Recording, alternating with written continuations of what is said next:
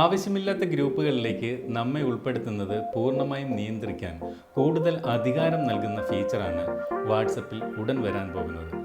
അത്തരത്തിൽ വാട്സപ്പിലേക്ക് ഉടൻ എത്തുന്ന ചില ഫീച്ചറുകളാണ് നമ്മൾ ഇന്ന് ഈ വീഡിയോയിലൂടെ പരിശോധിക്കുന്നത്.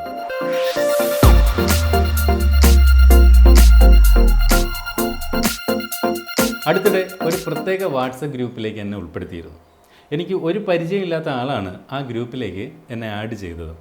എന്നാൽ ആ ഗ്രൂപ്പിൽ നിന്ന് പിന്നീട് വന്നുകൊണ്ടിരുന്നതാകട്ടെ ആ ഗ്രൂപ്പുമായിട്ട് യാതൊരു ബന്ധവുമില്ലാത്ത തികച്ചും രാഷ്ട്രീയവും എന്നാൽ കണ്ടാൽ അറപ്പ് ഉളവാക്കുന്നതുമായിട്ടുള്ള ചില മെസ്സേജുകളായിരുന്നു. പ്രശസ്ത ചലച്ചിത്ര താരം മോഹൻലാൽ വാട്സപ്പ് ഉപയോഗം നിർത്തി എന്നൊരു വാർത്ത കഴിഞ്ഞ ദിവസം പത്രത്തിൽ വായിച്ചറിഞ്ഞിരുന്നു. ഇത്തരത്തിൽ വാട്സപ്പ് ഗ്രൂപ്പുകളിലും മറ്റും വരുന്ന ചില വീഡിയോകളും മറ്റും മനം മടുപ്പിക്കുന്നതാണെന്നും അന്നത്തെ ദിവസം പോലും അത് ഇല്ലാതാക്കുമെന്നും അദ്ദേഹം അഭിപ്രായപ്പെട്ടു കണ്ടു. ഇതൊക്കെ മലയാളികളുടെ വാട്സപ്പ് ഉപയോഗത്തിൻ്റെ നേർചിത്രങ്ങളാണ്. എന്തു തന്നെ ആയാലും വാട്സപ്പിൽ വരുന്ന പുതിയ ഫീച്ചർ പ്രകാരം നമ്മുടെ നമ്പർ അറിയാവുന്നവർക്കെല്ലാം നമ്മളെ ഏതെങ്കിലുമൊക്കെ ഗ്രൂപ്പുകളിലേക്ക് ആഡ് ചെയ്യാൻ ഇനി മുതൽ സാധിക്കില്ല. കാരണം നമ്മുടെ അനുവാദമില്ലാതെ ഇനി ആർക്കും ഗ്രൂപ്പുകളിലേക്ക് ഉൾപ്പെടുത്താൻ അനുവദിക്കാത്ത തരത്തിലുള്ള ഫീച്ചറുകളാണ് വാട്സപ്പിൽ ഉടൻ കൊണ്ടുവരുന്നത്. വാട്സപ്പിൻ്റെ പ്രൈവസി സെറ്റിംഗ്സിനുള്ളിൽ ഗ്രൂപ്പ് എന്ന ഒരു പുതിയ ഫീച്ചർ കൂടി ഉൾപ്പെടുത്താൻ വാട്സപ്പ് ഒരുങ്ങുന്നു. ഈ ഒരു ഫീച്ചർ ക്ലിക്ക് ചെയ്യുമ്പോൾ പ്രധാനമായിട്ടും 3 ഓപ്ഷനുകൾ നമുക്ക് ലഭിക്കും. ഇവിടെ every one, my contacts, nobody എന്നിങ്ങനെ 3 ഓപ്ഷനുകളാണ് നമുക്ക് കാണാനാവുക.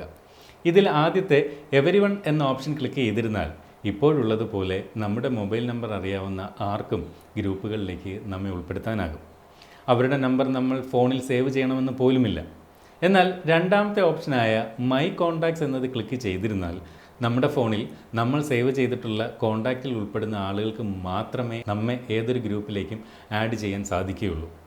അവസാനത്തെ ഓപ്ഷനായ നോബഡി എന്നത് സെലക്ട് ചെയ്തിരുന്നാൽ നമ്മുടെ അനുവാദമില്ലാതെ ആർക്കും തന്നെ നമ്മെ മറ്റ് ഗ്രൂപ്പുകളിലേക്ക് ഇനി ഉൾപ്പെടുത്താനാവില്ല. അത്തരത്തിൽ ആരെങ്കിലും നമ്മെ ഗ്രൂപ്പിലേക്ക് ഉൾപ്പെടുത്താൻ ശ്രമിച്ചാൽ നമുക്കൊരു നോട്ടിഫിക്കേഷൻ ലഭിക്കുകയും ആ നോട്ടിഫിക്കേഷൻ നമ്മൾ അംഗീകരിച്ചെങ്കിൽ മാത്രമേ ഗ്രൂപ്പിലേക്ക് നമ്മെ ഉൾപ്പെടുത്താൻ സാധിക്കുകയുള്ളൂ. ഇത്തരത്തിൽ ഗ്രൂപ്പിലേക്ക് ഉൾപ്പെടുത്തുമ്പോൾ വരുന്ന നോട്ടിഫിക്കേഷൻ 72 മണിക്കൂർ കഴിയുമ്പോൾ ഇല്ലാതെയാകുന്നു. ഈ 72 മണിക്കൂറിനുള്ളിൽ നമുക്ക് സ്വീകരിക്കുകയോ തള്ളിക്കളയുകയോ ചെയ്യാം.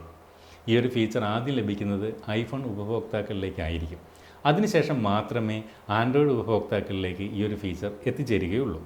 അടുത്തിടെ വാട്സപ്പിൻ്റെ സെറ്റിംഗ്സിൽ ചില റീഡിസൈൻ കൊണ്ടുവന്നിരുന്നു. പല ഓപ്ഷനുകളോടൊപ്പവും ചെറിയ ചിത്രങ്ങളൊക്കെ ഉൾപ്പെടുത്തി കുറച്ചുകൂടി മനോഹരമായിട്ടുള്ള ഒരു ഡിസൈനാണ് പുതുതായി നൽകിയിരിക്കുന്നത്. കളറിലും ഫോണ്ടിലുമൊക്കെ ഒരു വ്യത്യാസം നമുക്കിപ്പോൾ കാണാൻ സാധിക്കുന്നുണ്ട്.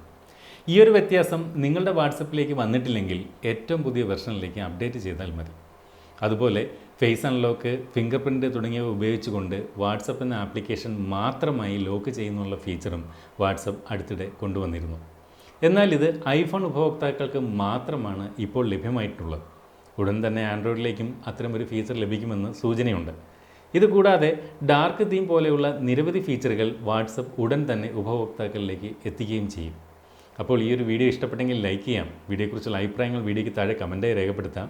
ഈ ഒരു അറിവുകൾ അറിഞ്ഞിട്ടില്ലാത്ത നിങ്ങളുടെ സുഹൃത്തുക്കളിലേക്ക് വാട്സപ്പിലൂടെയോ ഫേസ്ബുക്കിലൂടെയോ ഈ ഒരു വീഡിയോ ഷെയർ ചെയ്ത് കൊടുക്കുകയും ചെയ്യാം.